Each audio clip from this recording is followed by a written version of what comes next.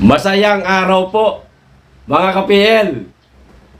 Nagbobolahan, naglolokohan lang di umano itong tatlo.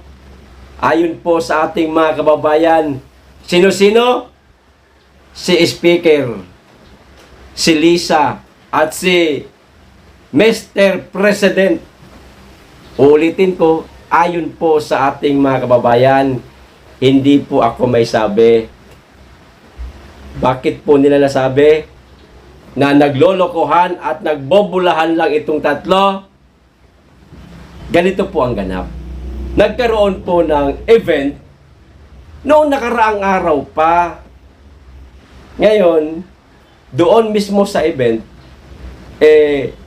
binigyan ng award ni Speaker si Mr. President ng etong tinatawag na Golden Maharlika Medallion. Para saan to? Hindi ko maintindihan bakit may mga medallion. O basahin ko po yung mismong event at yung komento po ng ating mga kababayan na nagbobolahan at naglulukuhan. Silang tatlo na lang po. Ayos! Pero bago tayo magsimula, makikisuyo sa mga ka-DDS, kababayan at mga ka-PL na mga hindi pa nakasubscribe. Baka naman, at paki-click nyo na rin ang notification bell para updated sa lahat ng upload at huwag nyo pong kalimutan, paki-like na rin po ang video. Maraming salamat. Makikisuyo lang po. Pagkatapos ko pumabasa mga ka-PL, tsaka ho ako magbibigay ng aking opinion tungkol dito. Ipakita ko na rin po sa inyo yung retrato na iginawad ni Speaker. Ang Golden Maharlika Medallion. Parang Jackie Chan lang. Nanonood ba kayo ng Jackie Chan? Yung cartoons, may medallion, di ba? Tapos sabay dadasal yung matanda na Gomo, Gokyo, Pandita. O, eto na, basahin ko po. O, ilagay ko na rin dyan. Look, House Speaker Martin Romualdez confers the Golden Maharlika Medallion Award to President Ferdinand R. Marcos Jr. During the Philippine Constitution Association o PELCONSA and the media and the Manila Overseas Press Club o MOPC celebration of Constitution Day in Makati City on Thursday afternoon, February 8. Ayan. Ipakita ko muna sa inyo mga ka-PL ang retrato. Pagmasdan nyo po si Mr. President. Ay, hindi muna. Dito muna tayo sa unang ginang. Tuwan-tuwa. No? Na yung kanyang husband, binigyan din yung tropa niya. Hindi lang tropa, pinsan niya pa. Abay, natural. Bibigay. Kayo-kayo na nga lang. Hindi pa kayo... Nagbubuhat na ng bangko. O, di ba? Kayo-kayo na nga. Nagkakaintindihan. O, sino magbibigay? Si Tatay Digong? Baka ipakain pa yung...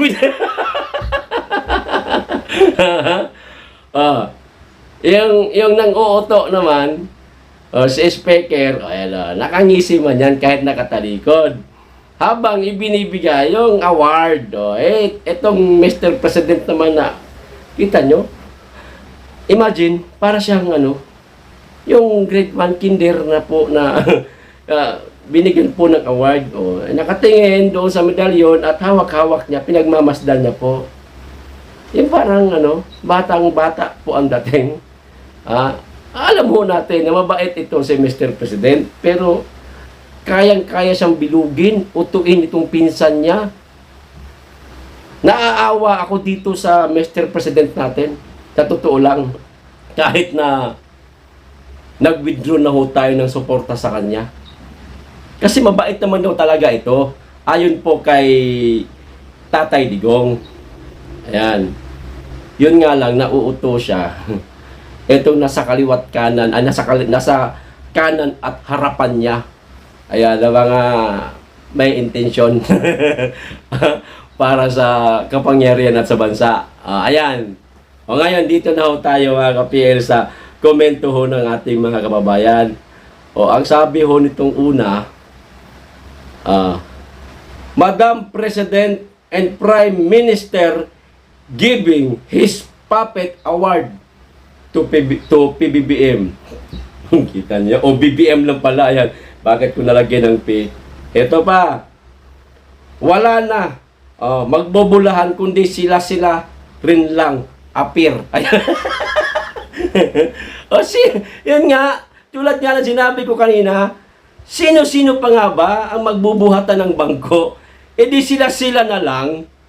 Eto pa. The Loyalty Puppet Award goes to Charot. Ayan. Teka, ilan pa ba to? Ito pa ha. Akala ko kampo lang ni Madam yung si Lenny.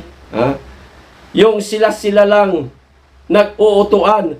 Pati pala sa tatlong yan. Ayan.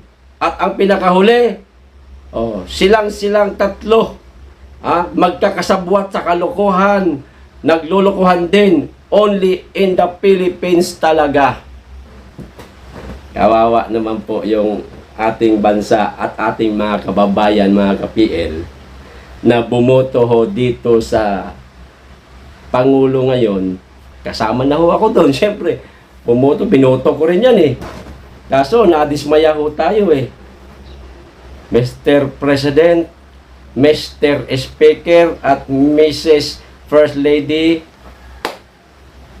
alam nyo ho kung ano ang pinaka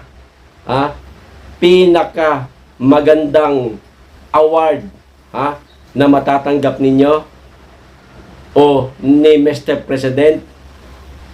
Hindi ho yung galing kay Tambaloslos. Hindi, kundi galing mismo sa taong bayan.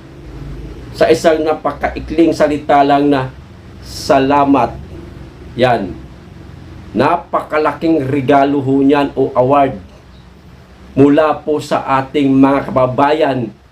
Karamihan sana. Bakit may sana? Sana na lang kasi nadismaya po yung ating mga kababayan, maging tayo. Ayan.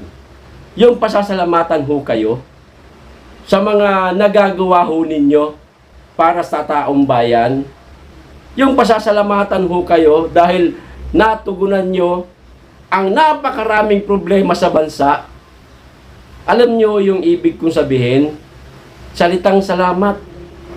Napakalaking bagay ho niyan at napakalaking gantimpala ho niyan. Pinasalamatan ka dahil nasiyahan kami sa inyong panunungkulan. Hindi yung kayo-kayong tatlo na lang nagbubuhatan kayo ng bangko, nagbubulahan, naglulukuhan. Di ba? At dapat speaker, total, gano'n naman kayo ni Mr. President, dahil pinsan mo siya, dapat kinakausap mo siya, Mr. President, kung binigyan kita ng award, itong Golden Maharlika Medallion, bigyan din natin ng award ang ating mga kababayan. Sa paanong paraan? Hindi pinansyal, hindi ayuda, kundi serbisyong tapat para sa bayan at sa mga kababayan. Yan. At dinggin ang kahilingan ng karamihan na itigil ang People's Initiative.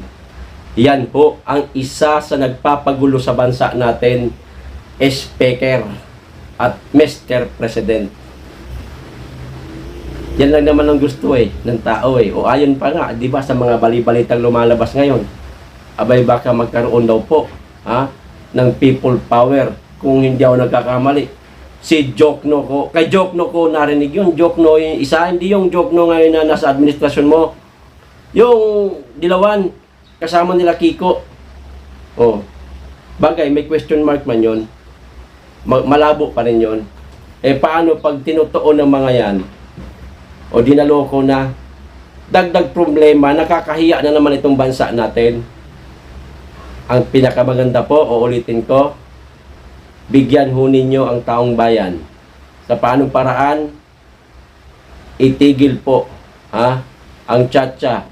Yan ang pinakamagandang regalo na ibibigay ninyo sa amin, Mr. President. Itigil nyo po ang PI. Huwag ho kayo magpapauto dyan sa pinsan mo. Dinadaan kayo sa material na bagay. Golden Maharlika medallion. Anong tingin niya sa'yo? Kinder? Binigyan ka ng award? Dahil napasunod kanya? Ay, huwag kang magpapauto dyan. Inuuto ka lang ho niyan, Mr. President. Kayo naman. O, nagpapauto. Tulungan po ninyo yung mga kababayan natin. Yun lang man po eh. Kausapin mo yung pinsan mo na, insan, itigil na natin yung PI mo, litsi ka. Ginugulo mo lang yung bansa natin eh. Samahan mo na rin ang kutos. Huy, gano'n. Tigil mo rin. Gano'n. Para matauhan. Baka kasi natutulog yan eh. Alam niyo yung, yung nangangarap na gising. Nananaginip ng gising. Ayan. Pakikutusan mo para matauhan. Ayos. Hanggang dito lang mga ka-PL. Maraming salamat sa inyong lahat. Mag-iingat kayo lagi. At higit sa lahat, mahalin po natin ang Pilipinas. Be blessed.